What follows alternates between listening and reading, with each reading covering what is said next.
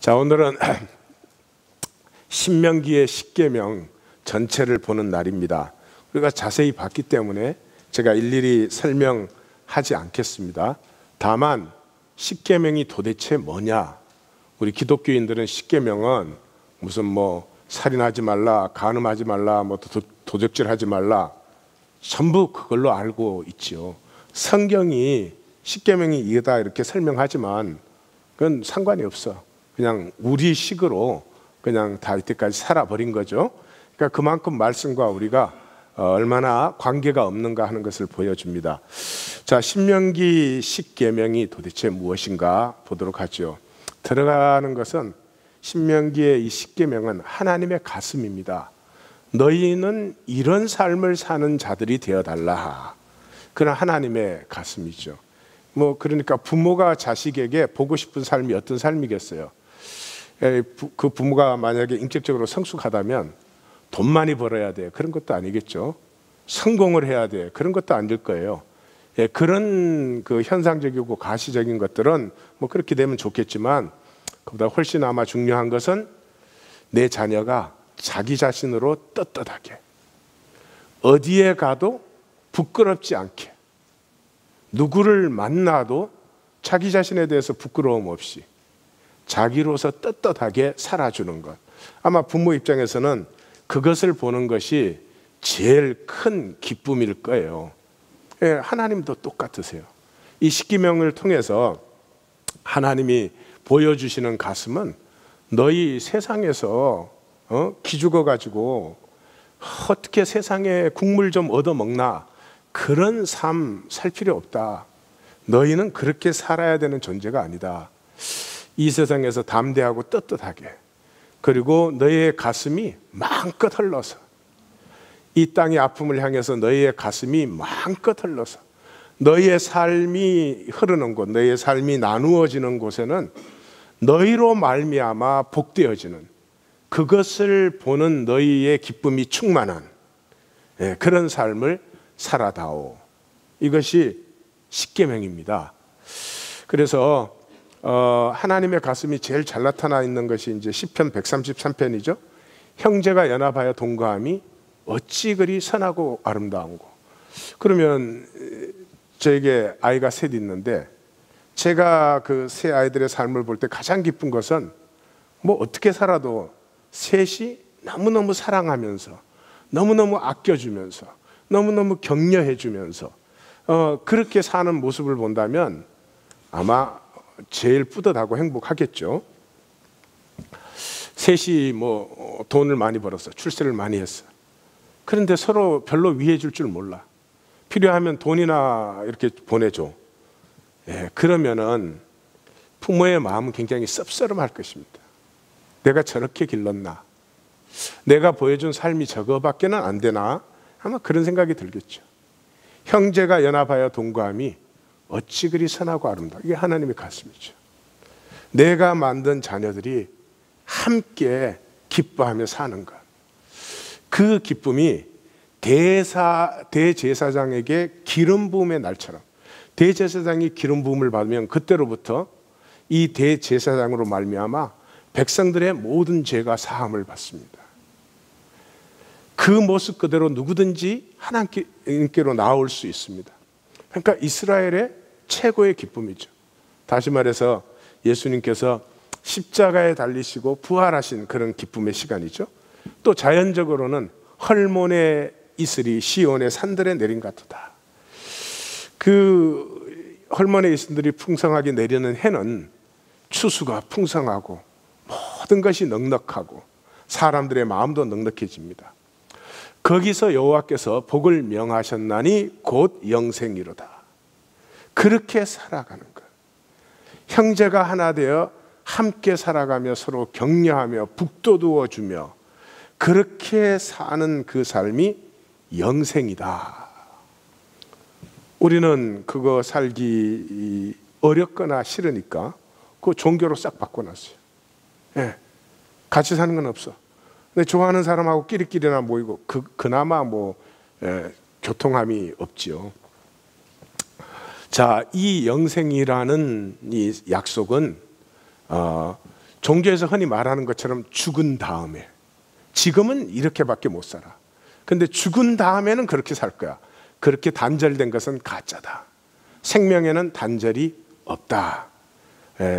내가 부활이요 생명이니 나를 믿는 자는 죽어도 살겠고 무릇 살아서 나를 믿는 자는 영원히 죽지 아니하리라 하는 이 말씀 속에는 단절이 없죠. 마르다가 왜 그 말씀하셨죠? 마르다가 마지막 날 부활에는 내 오라비가 살리이다 그랬거든. 오라비가 지금 죽었어. 죽었는데 나중에 이게 하나님의 심판이 이루어질 때 그때는 다시 살 것입니다. 예수님이 한마디로 생명은 단절이 없어. 그때 살아있으려면 지금 살아있어야 돼. 지금 죽었으면 그때 죽은 거지. 그러니까 지금 단절된 생명을 살고 있으면서 나중에는 내가 하나님과 하나가 되고 만물과 하나가 될 거야. 그거는 모르겠어요. 종교는 그렇게 가르치는지 모르지만 성경은 어디에도 그렇지 않습니다.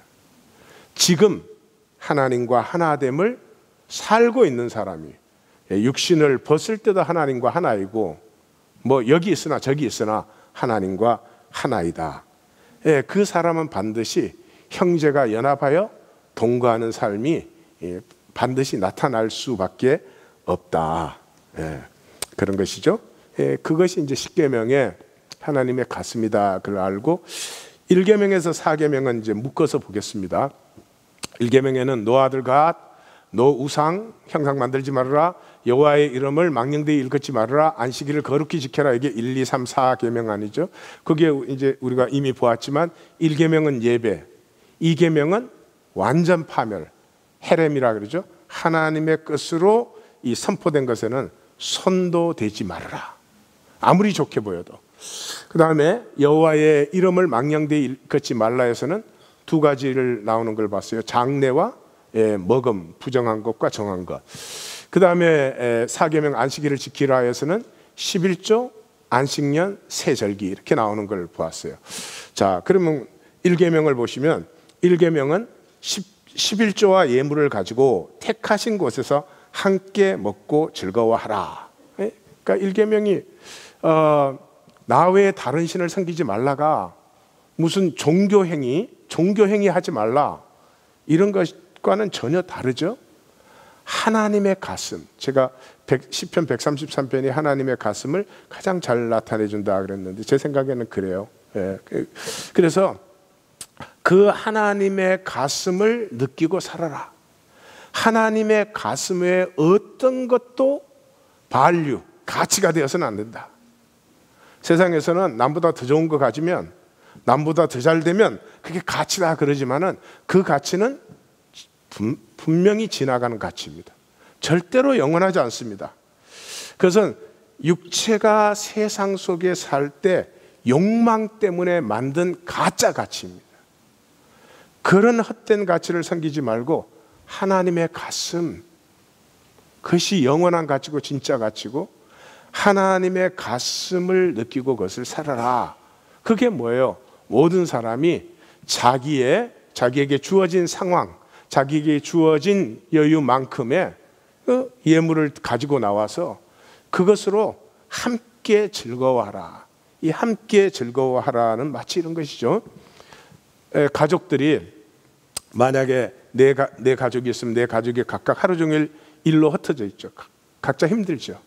근데 저녁에 가족들이 한 식탁에 모였을 때는 그냥 어려운 것도 토해내고 오늘 힘들었던 것도 토해내고 그냥 또 좋았던 것도 나누고 그러면 서로 격려해주고 서로 또 힘을 더해주고 그러면 아무리 어렵고 힘든 일이 있었어도 내일 또 다시 출발할 수 있는 그때 한 가지 분명한 건 그거죠.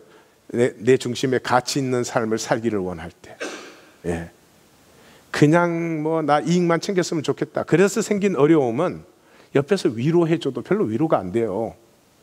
내가 의미 있는 삶을 살려고 하는데 어려운 일이 생겼다. 그것은 내 중심이 사실은 어렵기 때문에 옆에 위로를 받으면 그렇지, 어려운 일이 당연히 있지.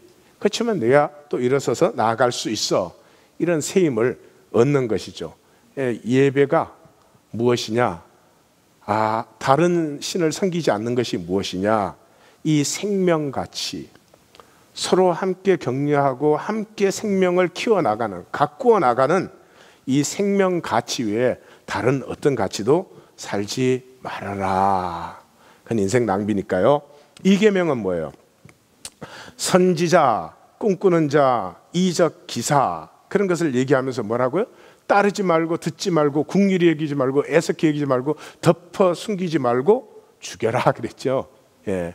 또 성읍의 주민이 유혹되어 그 가증한 일이 드러나면, 다른 우상을 숭배한 것이 드러나면 죽이라, 제하라, 용서 없이 죽이라, 돌로 쳐 죽이라. 15절에 성읍 주민 거주하는 모든 것, 그 성읍이 가증한 것에 유혹됐으면 전부를 다 죽여라. 그 가축이 무슨 죄가 있어요? 가축이. 아니 스테이크가 무슨 뭐 차이가 있나?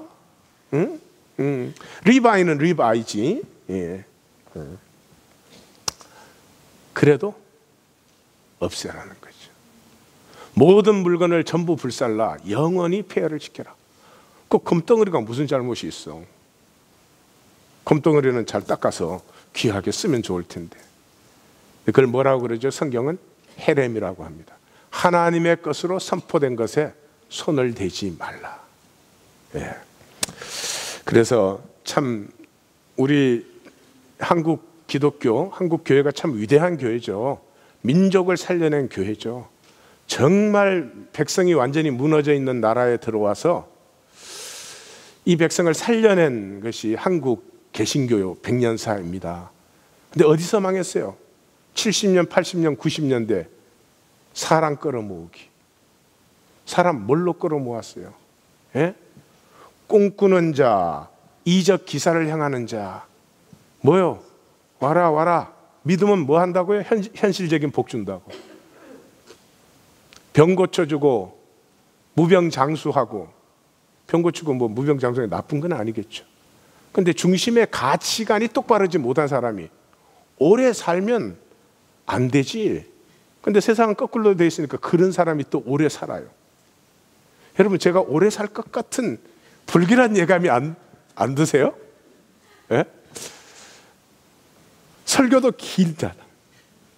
예. 굉장히 불길해하는 표정들이시구만. 예. 세상에 어떻게 그렇게 예수 그리스도의 이름으로 지금 기독교 안에 누가 몰려들어 있어요? 예? 정말 이 아픔 많은 세상에 하나님 나라를 세우려는 사람들이에요. 자기 것 채우려는 사람들이에요. 하나님께서는 완전히 진멸하라. 그거는 고쳐서 쓸 수 있는 게 아니라는 거죠. 중심이 변질된 것은 고쳐서 쓸 수가 없습니다. 3계명은 시작과 마지막을 뭐라고 합니까? 너는 내 하나님 성민이라. 그러니까 이건 딱 뭐 읽으면 바로 알 수 있죠. 이건 정체성에 대한 문제구나. 3계명이 뭐예요? 여호와의 이름을 망명되이 일컫지 말라는 거죠. 그러니까 우리의 정체성은 종교인이 아닙니다. 우린 예수 그리스도의 이름 뭐 난리를 친다고 그게 아무 상관이 없는 거죠. 이 두 가지를 얘기합니다. 장례와 음식을 얘기합니다. 장례는 인간 거짓의 마감이죠. 이 죽음은 허무합니다. 충격적으로 허무합니다. 죽음을 감당할 수 있는 육체는 아무것도 없습니다. 그러니까 그 주변의 사람도 감당이 안 됩니다. 그러니까 그 허물을 미화시키고 극화시킨 것이 장례식입니다. 장례식. 이 종교에 장례의식이 없는 것은 성경밖에 없습니다. 뭐든지 장례의식이 굉장히 중요한 파트입니다. 성경은 장례의식이 없습니다. 심지어 우리 주님은 뭐라고 말했습니까? 죽은 자들로 죽은 자들을 장사하라고 해요. 아버지의 장례는 인간에게 절대 가치입니다. 예. 아버지가 돌아가셨는데 제가 만약에 아니요, 나 지금 설교하러 가야 돼요. 그러면 사람들이 저를 인간 취급할까요, 안 할까요? 응? 표정들이 지금하고 똑같이 취급하지. 그래. 예. 예. 인간 취급 안 하지. 인간 사회에서는 절대같이 아버지 장래가. 근데 뭐라고요? 죽은 자들로 죽은. 여러분, 인간의 시신처럼 쓸모없는 거 세상에 없습니다. 인간의 육신은 아무런 쓸모가 없습니다. 하나님이 허락해 주신 시간 동안에 무한한 가치를 담을 수 있는 것이지만 딱 숨을 멈추면 이것처럼 쓸모없는 것이 없어요. 내 호흡의 도모가 다하기 전에 가치를 담아야 됩니다. 가치를 담아야 됩니다. 그 가치는 나는 얼마나 남보다 잘났냐, 나 얼마나 비싼 거 썼느냐, 그런 가치가 아닌 것입니다. 영원하고 참된 가치를 담을 수 있어야 됩니다. 장례식과 그 다음에 뭐를 얘기합니까? 음식 얘기하죠. 음식이 정체성의 줄기입니다. 어디서 누구와 어떻게 왜 먹느냐, 이것이 우리의 삶의 의미를 결정합니다. 또 그 먹는 동안에 무엇을 나누느냐 하는 것이 우리의 삶의 중심을 이루게 됩니다. 저는 1년에 52번을 같이 식사하는 사이는 보통 관계가 아닙니다. 더 이상 낭비할 수가 없습니다. 저는 반드시 회복합니다. 몇 번이나 될지 모르지만은 반드시 1년에 52번의 식사 시간에 하나님의 가슴과 꿈이 거기에 가꾸어지면 그 삶은 어마어마하게 달라집니다. 1년에 520번 예배 드린 것보다 훨씬 더 강력한 역사인 것이죠. 상계명, 하나님의 이름을 망령되이 잃지 말라는 것에 왜 장례와 음식이 들어와 있을까요? 그죠? 종교 생활하면서 하나님 하지 말라는 거죠. 사계명은 안식일을 거룩히 지키라는 거죠. 너는 마땅히 11조를 드릴 것이며, 거기서 시작하죠. 11조는 현실이냐 약속이나 둘 중에 하나를 선택하는 것입니다. 아브라함이 고돌라오멜에게 이기고 돌아오는데 소돔 왕과 이 멜기세덱이 마중을 나왔습니다. 멜기세덱은 난데없는 사람이에요. 히브리서가 말하는 것처럼 아버지도 없고 어머니도 없고 족보도 없고 시작도 없고 끝도 없고 하나님과 방불하여 항상 제사장으로 있는 사람. 현실에서는 한 번도 나타난 적이 없어요. 현실의 소돔 왕은 이건 뭐 무시할 수 없는 존재죠. 일단 고돌라오멜이 다시 쳐들어오면 이 소돔 왕이 같이 해주지 않으면 아브라함이 어떻게 되겠어요? 그 다음에 고돌라오멜이 안 와도 그 지역의 맹주가 소돔 왕인데 그 당시엔 다 부족 국가 아니에요? 그 소돔 왕 무시하고 아브라함이 거기서 살 수 있습니까?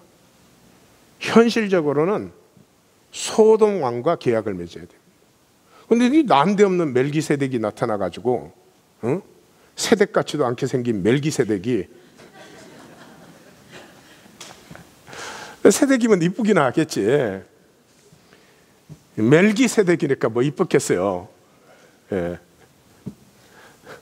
옆에 분에게 여러분 우리 성경 해석 저렇게 하지 맙시다. 그게 나타나가지고 너는 천지의 주제이신 하나님께 영광을 돌리고 두 번을 한단 말이죠. 너는 약속을 하나님과 맺겠느냐 소돔 왕과 맺겠느냐. 사랑하는 성도님들, 성도님은 약속을 누구와 맺고 계십니까? 세상과 맺고 계시지 않으십니까? 세상의 것 더 받으려고 혹시 하나님을 필요로 하시는 거 아니에요? 하나님을 믿는 게 아니고요, 하나님과 언약의 관계, 하나님과 생명의 관계에 내가 들어가는 것을 원하는 것이 아니고, 계약은 소돔 왕과 맺고 세상 관계에서 뭐를 많이 얻어내고 싶고, 근데 그걸 하나님이 도와주시면 좋겠다, 혹시 그러신 거 아닌지 모르겠어요. 적어도 구약 2000년사, 신약 2000년사는 그러했습니다. 그렇게 하나님은 믿을 수는 없습니다. 그래서 아브라함이 멜기세덱을 딱 택했을 때, 그 14장 마감이죠. 15장 1절이 어떻게 시작돼요? 이 일 후에 아브라함이 하나님과의 약속을 선택했을 때 15장에 하나님이 나타나서 드디어 아브라함과 약속을 맺죠. 약속의 관계 속에 들어가고 이 약속의 하나님은 자기 전신을 던지시는 것입니다. 그래서 이후의 역사는 전부 그거예요. 하나님이 무슨 뭐 애국까지 가가지고 안 꺼집어내도 됩니다. 예? 말 잘 듣는 사람만 뭐 공중으로 뭐 이렇게 부상시켜서 다 데리고 와도 돼요. 근데 그 아브라함과 약속 때문에 모세에게 나타나고, 아브라함과 약속 때문에 이적을 베푸시고, 아브라함과 약속 때문에 홍해를 가르시고, 아브라함과 약속 때문에 광야를 인도하시고. 오늘 밤새도록 이것만 할 거예요 지금. 예. 그렇게 해서 이 백성이 그 약속을 지킵니까 따릅니까? 안 지키죠. 하나님 나 이만큼 했으면 난 된 거다, 그럴 수 있잖아요. 근데 포기 안 하시죠. 왜요? 자기를 그 약속에 던지셨으니까.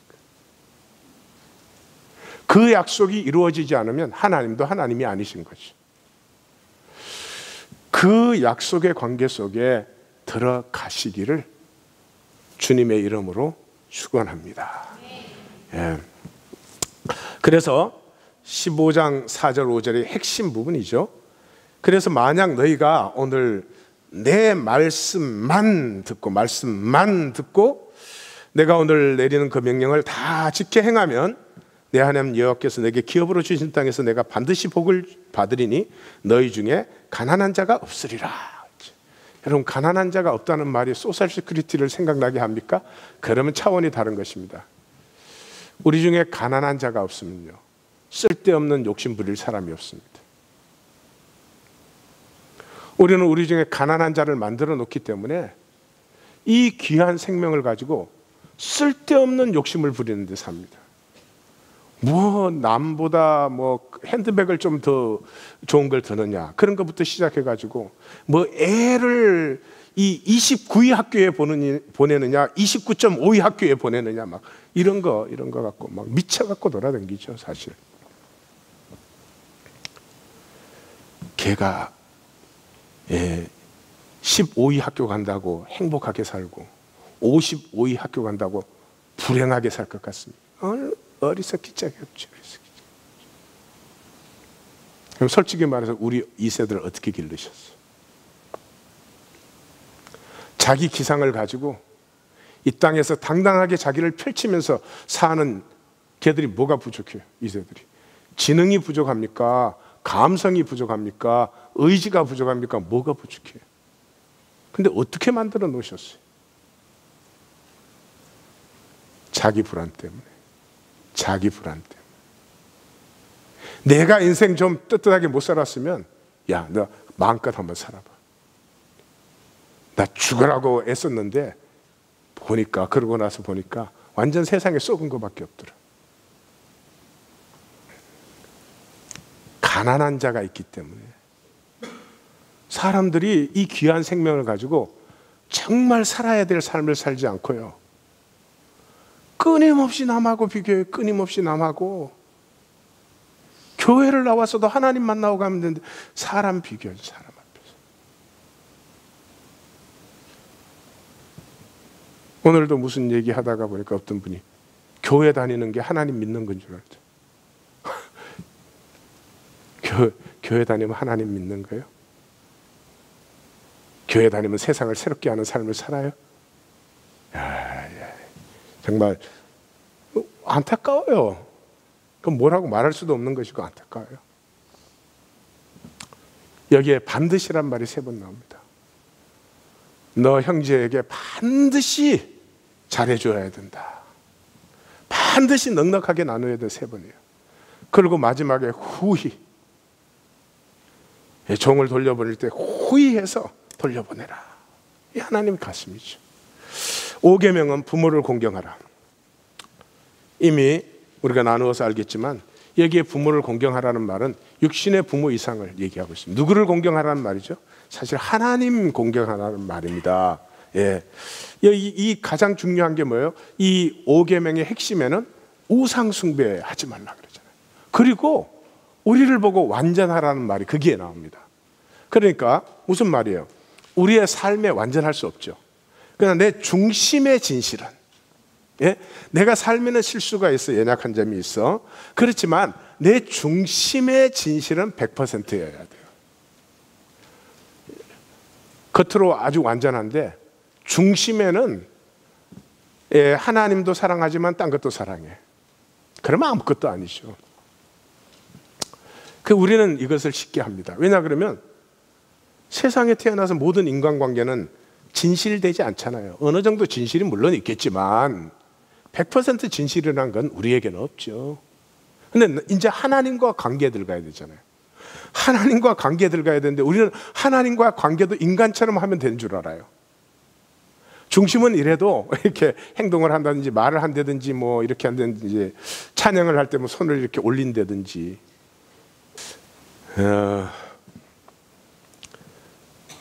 하나님의 관계가 구원의 관계가 되는 것이 뭐예요? 거짓으로 살잖아요. 진실이 없는 건 아니지만 거짓이잖아요. 생명은 거짓될 수 없죠. 그래서 하나님이 무슨 넌 진실돼야만 돼 이런 것이 아니고요. 하나님과 관계는 진실로 밖에는 못합니다.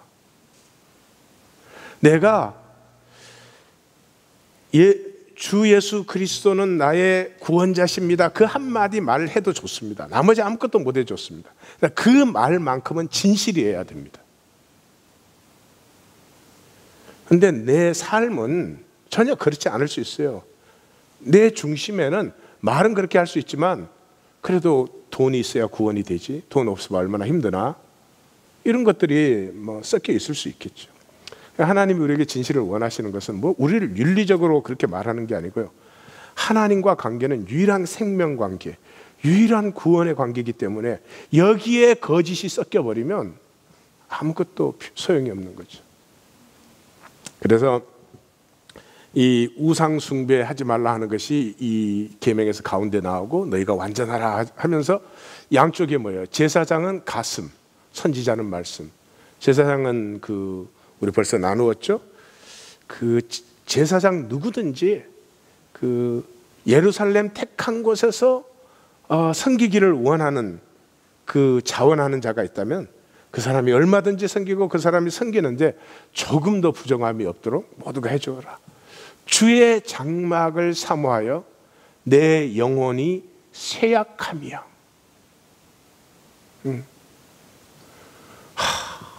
말씀 듣기를 사모하여 내 영혼이 쇠약함이요. 그럼 얼마나 좋을까?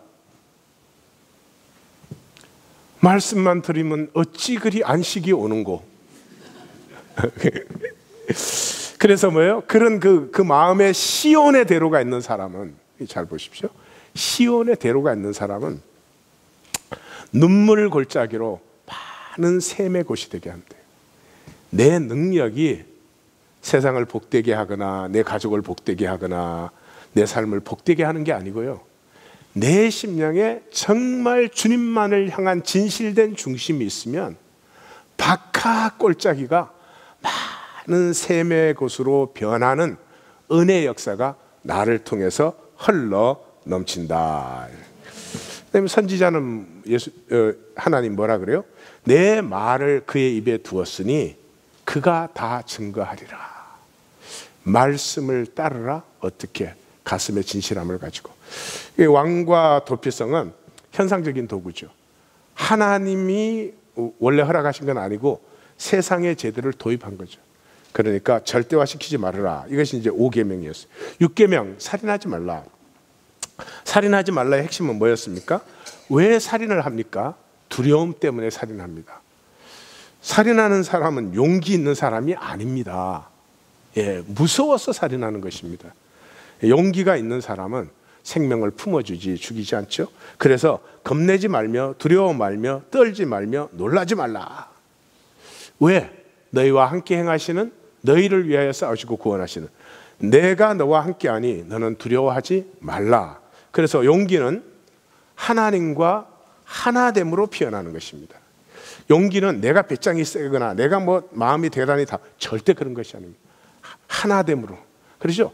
같은 친구라도 하나 되어주면 용기가 좀 더 나는 것이죠. 근데 하나님이 하나 되어 주시는 것을 내가 느껴봐요. 얼마나 담대하겠어요. 그러니까 이 성경이 말하고 있는 그 신앙의 삶이라는 것은 내가 하나님과 하나 안 되고는 살 수가 없어요. 내 깡닭으로 살아달라 이런 게 아니에요. 예? 예. 하나님과 하나 된 사람의 특징은 용기가 있어요. 세상 두려워하지 않습니다. 은퇴 후에 어떻게 사나?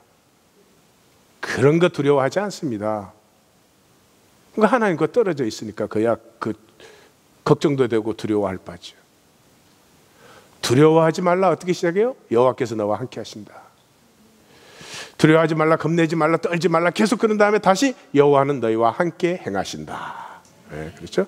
그래서 살인은, 그래서 살인하지 말라 해서 살인은 육체를 죽이는 행위가 아닙니다. 하나됨을 파괴하는 것이 살인입니다. 하나됨을 파괴한다는 것은 이 단절을 절대화시키는 가치들. 그래서 뭐라 그래요? 살인하지 말라는 이 계명에 뭐가 나와요? 이 약속의 땅에 있는 우상 숭배하는 이 족속들을 호흡이 있는 자는 하나도 살리지 말라.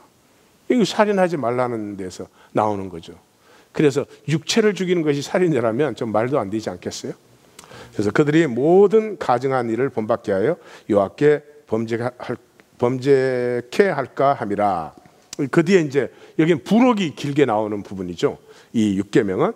그래서 앞에 보면은 살인자를 모르는 피살체, 그다음에 포로로 잡혀온 여자를 아내로 맞을 때, 또 미워하는 아내의 아들이 장자일 경우, 이게 전부 무엇입니까? 진정한 용기는요, 진정한 용기는 다른 존재를 존중해지는 것이 진정한 용기입니다. 이해 가십니까? 진정으로 용기가 있는 사람은 다른 존재를 존중해 줄 줄 아는 여유가 있는 것이죠. 그게 진정한 용기예요. 그래서 살인자 모르는 피살체가 있어도 우리가 함께 하는 사람들이다. 포로로 잡혀온 여자 마음대로 해도 되죠. 그러나 그 여자를 진정으로 존중해 줄 수 있는 것은 진정한 용기입니다. 그리고 이쪽 끝으로 오면은 형제 소나 양 잘 케어해 주라. 새 집을 긴 거야 짧은 거야? 새 집이 bird nest. 새 집을 취할 때 알은 취해도 어미는 취하지 말아라. 그 다음에 새 집을 지을 때, 이게 긴 거구나. 새 집을 지을 때 건축 시에 난간을 해서 다치지 않게 해라. 그 가운데 뭐가 있어요? 폐역한 아들, 우상 숭배자, 남녀 의복 바꾼다는 것은 굉장히 언약적인 개념이에요. 이 신명기에서 계속 만나지만 언약의 출발이 어디에 있어요? 이걸 번성한 민족을 이루신다는 데 있지 않아요? 그래서 성의 문제가 항상 언약의 문제와 연결되어 있습니다. 그래서 의복을 바꿔 입는다든지 우상 숭배를 한다든지 이런 것 전부 하나님과 하나 된 관계에서는 일어날 수 없는 것들이죠. 그 단절된 관계를 퍼뜨리게 하는 자들은 가차없이 죽여라, 그렇게 나오죠. 제7계명은 간음하지 말라죠. 간음하지 말라는 섞이지 말라입니다. 그래서 시작하자마자 두 종자를 섞어서 포도원에 뿌리지 말고, 소와 나귀를 같이 결의를 하게 하지 말고, 양털과 배실을 섞어 짜지 말라. 그러면서 너희가 입는 옷에는 네 귀에 반드시 술을 달아라. 어떤 술을? 청색술을.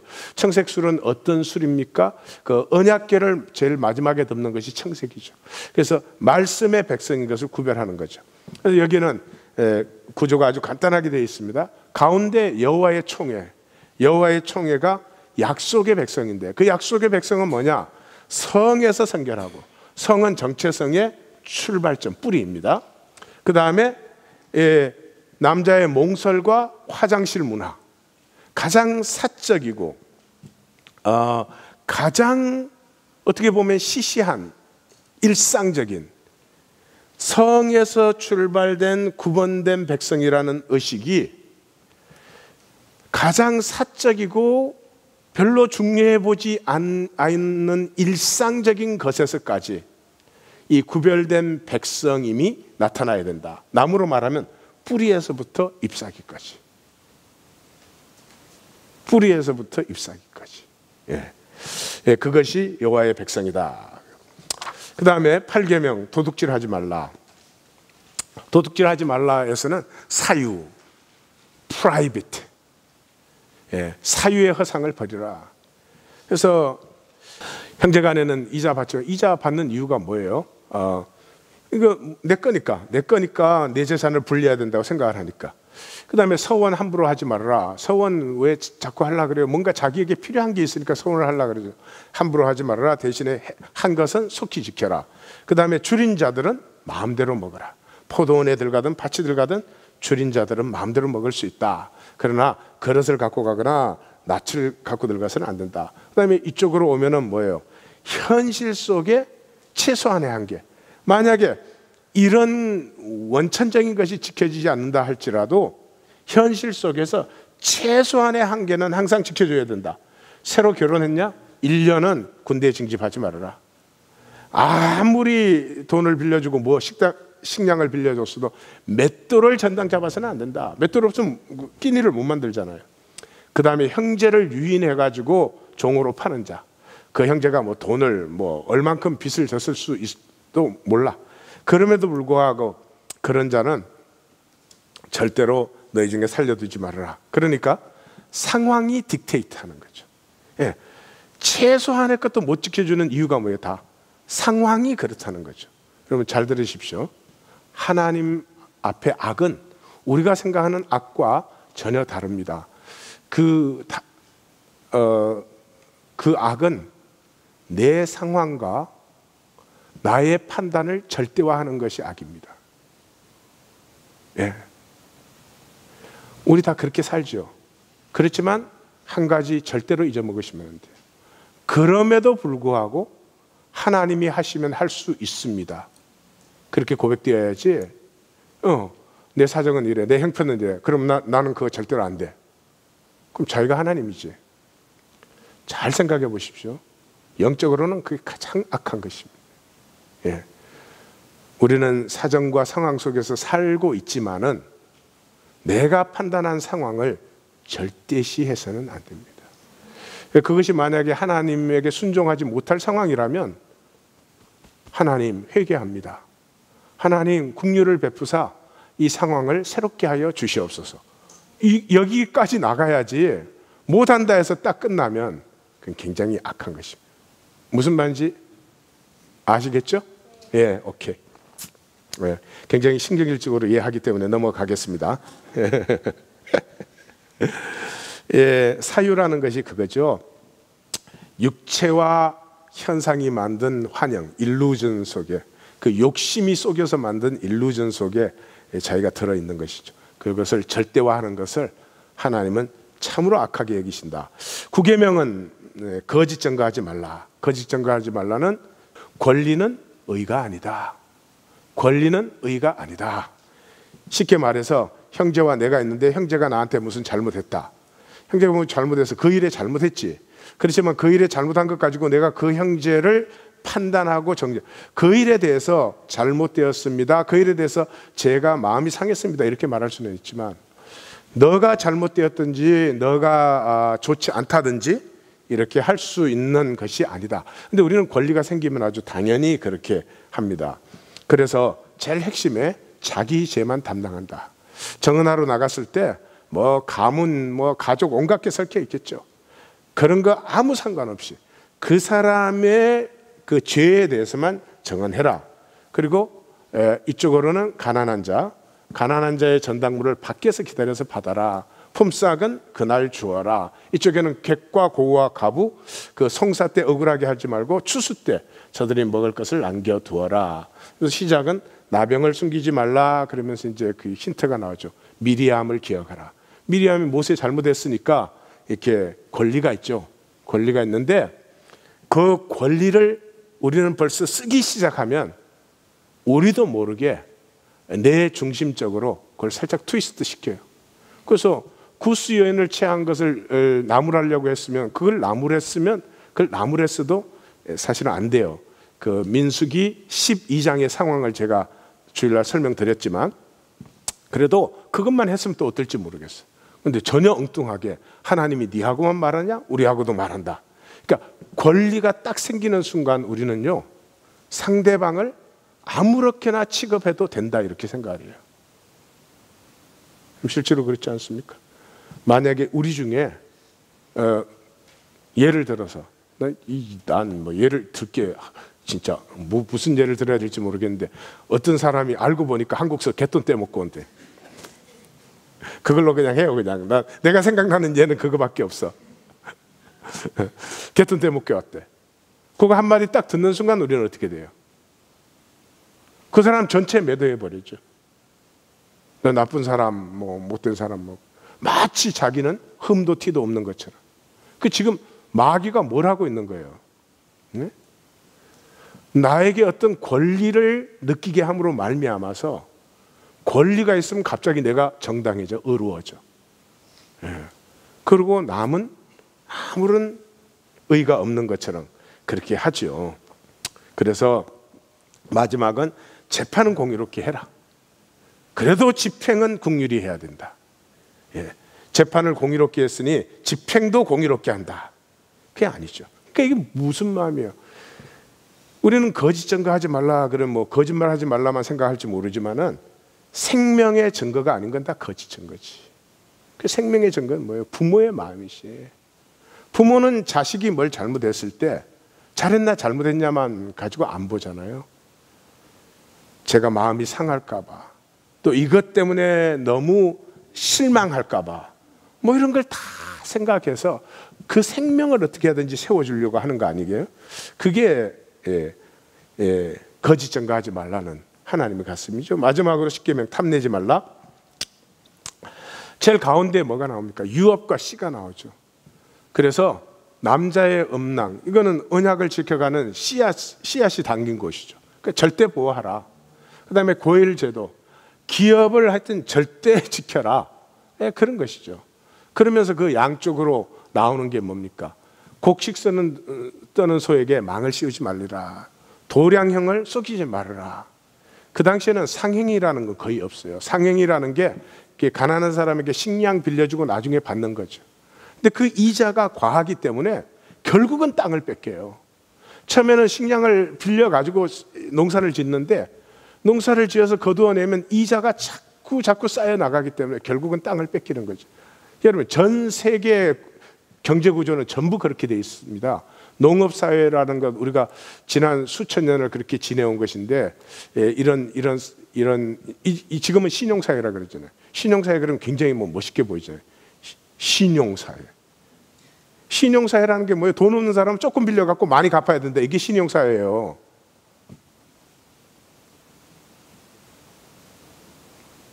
지금이나 그때나 다른 게 없어요. 빌려줄 때는 작은 데 써, 받을 때는 큰 데 써.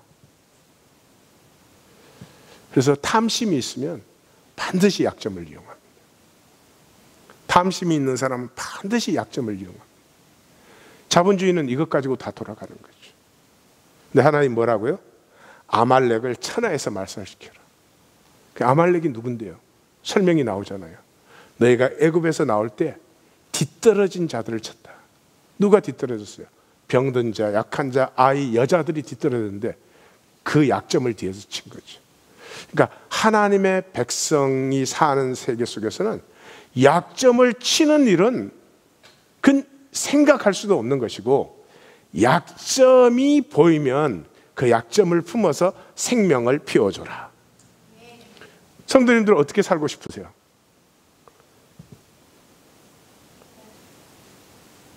솔직히 말해보세요. 우리 중심에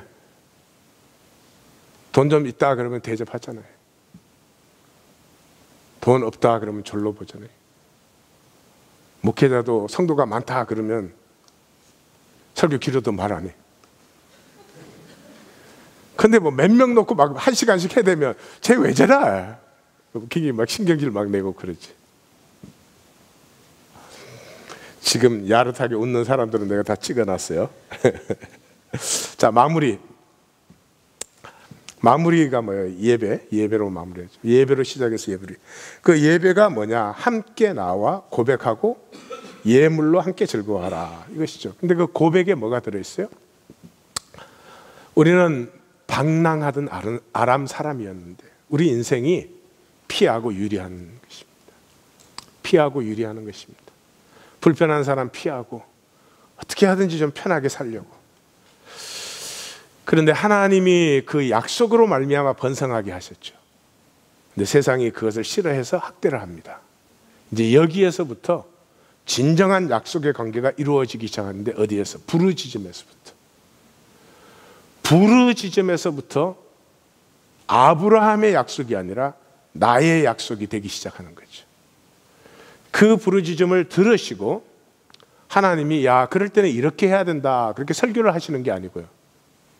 하나님은 우리가 부르짖을 때 우리의 삶에 텀벙 뛰어드십니다. 그 우리와 얽혀들어서 내 아픔을 자기가 품어서 내 아픔을 자기 아픔처럼 품어버리십니다. 우리의 생명이 새로워지는 길은 그 길밖에 없습니다. 그래서 그렇게 나와 하나가 되셔서 나를 인도해 내시고 그 약속을 일으키죠. 그 생명은 사는 길이 두 개입니다. 하나는 지키기입니다. 뭐를 지키는 건지 도대체 모르겠어요. 우리 좀 잘 생각해 보십시다. 뭐를 지킵니까? 우리 젊은 세대들 보면 말이죠, 집 하나 사갖고 모기지 내다 가. 또 은퇴하시는 분들 들어보면 답답하기 짝이 없어. 그 모기지 못 낼까봐 그렇게 또 불안했대요. 그러니 그 인생이 다 이 세상에 썩으면 그렇게 되죠. 여러분, 내 삶이 지켜야 되는 것이 되면 불안과 수치에서 자유해질 수 없습니다. 다시 말씀드립니다. 내가 왜 불안과 수치에 시달리는가? 내 삶을 내가 지켜야 될 것으로. 못 지켜요. 지켜지지도 않고 내가 지킨다고 잘 지켜지지도 않아요.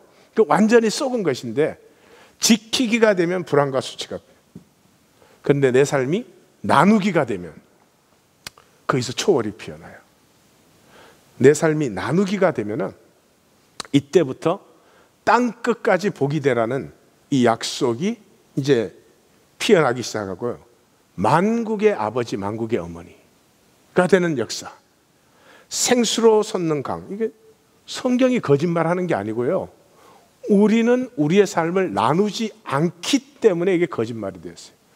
하나님의 생명을 우리 안에 주셨기 때문에 우리가 우리의 생명을 나누기 시작하면 생명을 나누는 곳에 뭐가 일어나죠?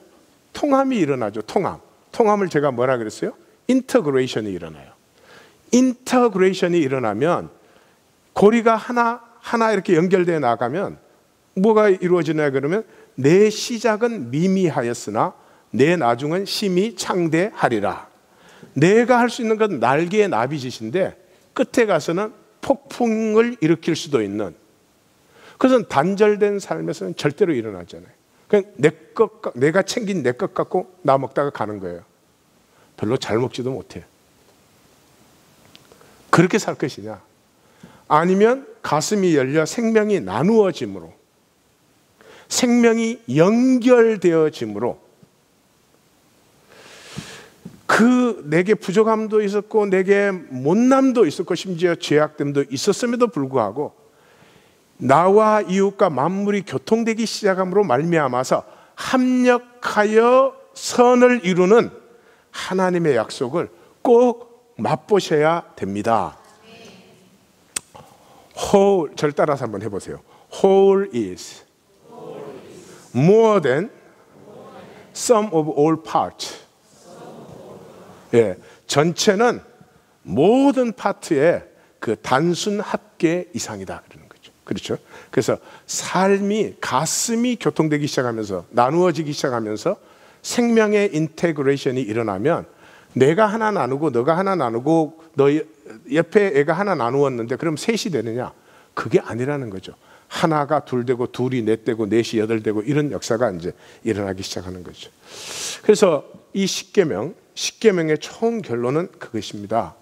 하나님께서 이 십계명을 통해서 우리에게 보여주는 삶은 우리의 삶이 지키기 되면 안 된다. 우리의 삶은 피어남이 되어야 된다. 또 이런 말 할 때 조금 제가 걱정이 돼요. 이게 형태로 생각하려고 그러면 그러면 이제부터 나도 신학교를 가야 되겠구나. 경쟁자 너무 많아. 가지 마 지금. 영업하기 힘들어 지금. 뭐 또 그런 사람들, 우리 교회에서는 그런 말만 하면 나한테 혼나는데, 제가 은퇴하고는 선교지 나가겠습니다. 빵댕이를 그냥 차줄까. 선교지 나가려면 지금 나가야지. 지금 안 나가고 나중에는 스스로 다 속이는 거죠. 그런 형태적인 것을 얘기하지 않아요. 본질을 얘기하는 것이죠. 그래서 내가 지금 존재하던 목적과 원리와 방식 자체가 전환되는 것이죠. 제가 애벌레와 나비의 얘기를 해준 것처럼, 그렇죠? 이 땅에 하나님의 자녀라면요, 이 땅에 아픔이 없다면 통곡할 수밖에 없어요. 그럼 나는 왜 있는 거야? 나는 뭐 아픔이 없으면 편하게 잘 먹고 잘 살 거 아니에요. 배부른 돼지 하나밖에는 더 만든 게 아니잖아요. 통곡할 수밖에 없죠. 내가 하나님의 자녀라면 이 땅에 아픔이 있다는 게 이상한 얘기지만, 내 가슴을 쏟아부을 수 있는 것, 내 삶을 나눌 수 있는 것이 있다는 것이 얼마나 고맙고 귀한 것이지. 그렇습니다. 우리 하나님 교회는 이제 여기까지 왔습니다. 지금부터 기도하셔야 됩니다. 주님, 내 가슴이 어디로 열리기를 원하십니까? 나는 정말로 무엇을 원합니까? 나는 정말로 무엇을 위하여 창조된 존재입니까? 주님, 나누어지고 싶습니다. 내게서 생수의 강이 흘러 넘치는 것을 난 누리고 싶습니다. 하나님, 내 눈에 비늘을 벗기시고 보여주시옵소서. 이게 무슨 대단한 얘기가 아니에요. 예를 들면은 그렇죠. 지금 우리 교회 안에서 섬기시는 분은 교회 학교에 교육 파트를 섬긴다. 그분이 교회 교육 파트 섬긴다, 그것만 생각하면은 자기 종교겠죠. 그런데 이 섬김을 자기가 정성껏 가꾸면 반드시 이것이 그냥 주일날 오는 아이들에게만 복이 아니라 이것을 나누면 더 많은 아이들에게 복이 될 텐데 하는 것이 들어오게 되어 있습니다. 똑같은 목회를 해도 내 이 목회 하나 이거 운영하기 위해서 하는 목회와 내가 진실되게 인도하면 이 성도들이 교회 다니는 사람들이 아니라 정말 생명의 유업을 누림으로 땅끝까지 복이 되는 삶, 성도들이 될 수 있다. 제게서 일어나는 전환은 그런 전환이고요. 우리 각자는 자기에서 일어날 전환을 찾으셔야 됩니다. 그것이 일어날 때까지 우리는 졸리는 눈을,